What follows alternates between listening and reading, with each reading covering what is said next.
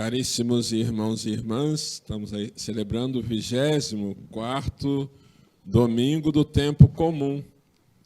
A questão de fundo é a fé. O que é a fé? O que é a fé? E nos mostra a primeira leitura do livro do profeta Isaías, já sinaliza de fato, quem é Jesus. Jesus assume o rosto do servo sofredor. O servo sofredor. Recebeu cusparadas, bofetões, foi criticado, humilhado, e como se não bastasse, pregado numa cruz. Mas não fugiu da missão que lhe foi confiada, missão redentora, missão salvadora. A segunda leitura da carta de São Tiago, ela é desafiadora para todos nós, porque diz São Tiago que não adianta falarmos que temos fé, se não traduzirmos isso em gesto concreto. Diz São Tiago, como? Se aparece algum faminto na nossa porta, nós vamos dar a ele, em vez de darmos um prato de comida, vamos dar uma palavra de alento. Olha, você vai para casa, fique tranquilo, né? Não, diz São Tiago, isso não é fé, não. Isso não é fé. É uma fé que não se traduz em obras. No Evangelho de hoje, nós vamos, portanto, recordando ainda São Tiago, não existe oposição entre fé e obras, não são opostas, mas sim devem caminhar juntas. Isso é muito claro na segunda leitura. No Evangelho de hoje, vamos nos situar geograficamente. Lógico que o Frei Valdir, talvez ele falaria com mais propriedade, mas nós também passamos por lá, mesmo que breve, apenas situar. Cesareia de Filipe é o extremo norte da Galileia. Cesareia de Filipe era uma cidade imperial, onde se prestava culto ao imperador romano. Sua população era predominantemente pagã. A confissão da messianidade de Jesus ali se torna, então, uma denúncia ao império, com todo o seu aparato de dominação. E é neste território onde o imperador era uma figura visível, uma figura com toda certeza, uma figura cultuada, e é lá que Jesus vai perguntar, lá que Jesus vai testar de fato os seus seguidores, quem ele era. E Jesus pergunta para os seus discípulos, quem dizem os homens que eu sou? Os discípulos viam Jesus, com toda certeza, como um personagem do passado. E nós corremos um sério risco, caríssimos irmãos e irmãs, de, em pleno século XXI, vermos Jesus como um personagem do passado. E Jesus não é um personagem do passado. Jesus é algo bem presente na nossa realidade.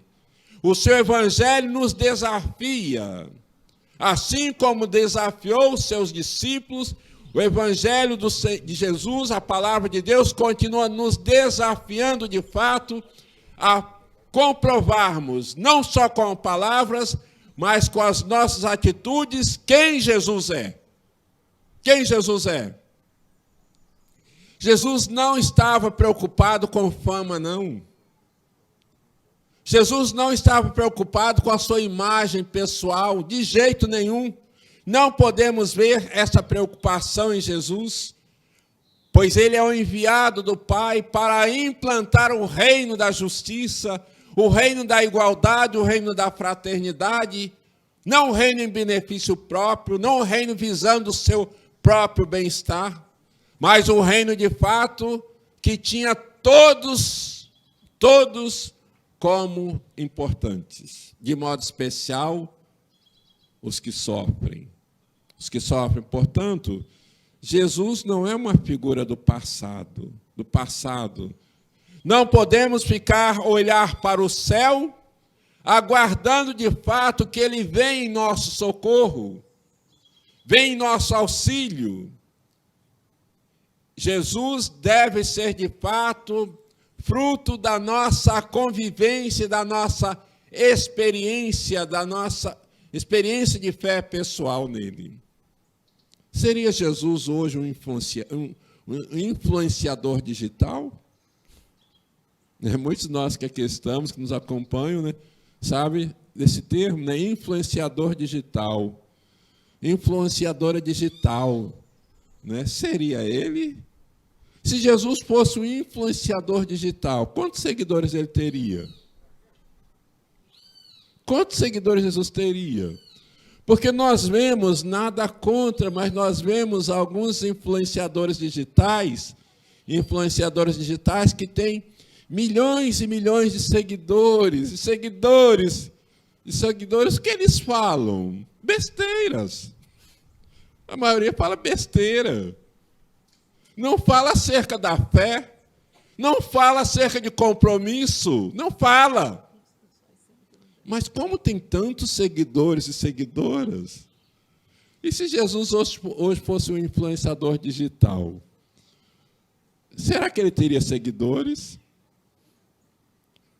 Será que ele teria seguidores? Com toda certeza não. Com toda certeza não. Porque fé exige compromisso, seguimento exige renúncia.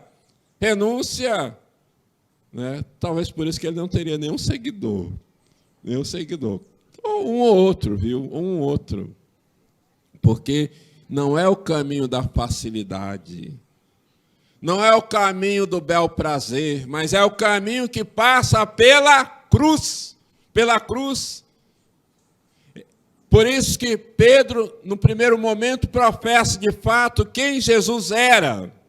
Mas logo em seguida muda de atitude quando Jesus, de fato, deixa claro o seu projeto, deixa claro, de fato, a sua missão.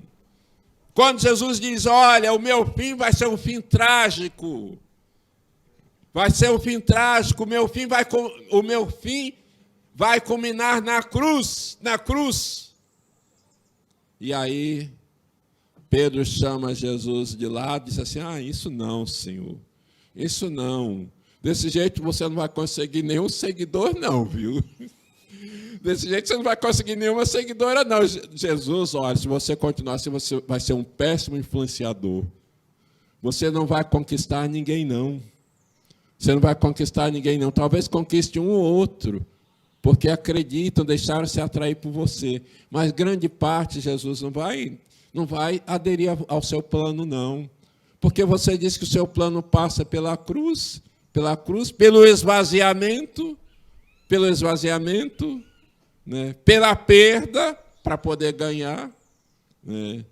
E aí Jesus volta-se para Pedro e diz o quê? Afasta de mim, Satanás. Nossa, coitado de Pedro, hein?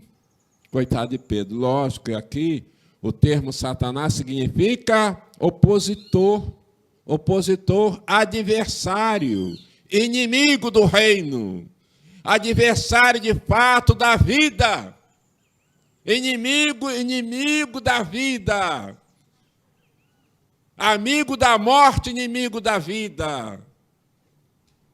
É isso, por isso que Jesus diz para Pedro, olha Pedro, você é um Satanás, é uma pedra de tropeço, porque o seu projeto não é o meu projeto é para que todos tenham vida e vida em abundância, vida plena, e esse não é o seu projeto, Pedro, e esse projeto é o projeto do mal, não é o projeto de morte, não é o projeto de vida, projeto esse que eu vim, de fato, implementar. Caríssimos irmãos e irmãs, e hoje, pleno século 21, é muito claro para nós essa ambivalência. Esses dois projetos, eles são muito claros, muito claros. O projeto de Satanás, o projeto de Jesus, o projeto de morte, o projeto de vida,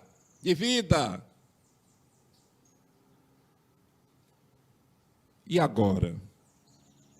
E agora, o que fazer?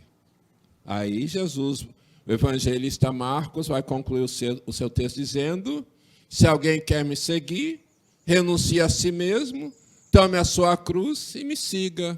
Pois quem quiser salvar a sua vida vai perdê-la. Mas quem perder a sua vida por causa de mim e do evangelho, esse será salvo. Pronto, está aí. Escolha, opção. E agora? Que o Senhor nos ajude. Que o Senhor nos ajude a estar, nos ajude de fato a estarmos atentos à Tua palavra. Fala, Senhor, fala da vida. Só Tu tens palavras de vida eterna. Que o Senhor possa escancarar os nossos ouvidos, abrir o nosso coração para ouvirmos, acolhermos e traduzirmos isto em gestos concretos, no nosso cotidiano, nas nossas atitudes. Que sejamos, de fato, semeadores de vida e não propagadores de morte.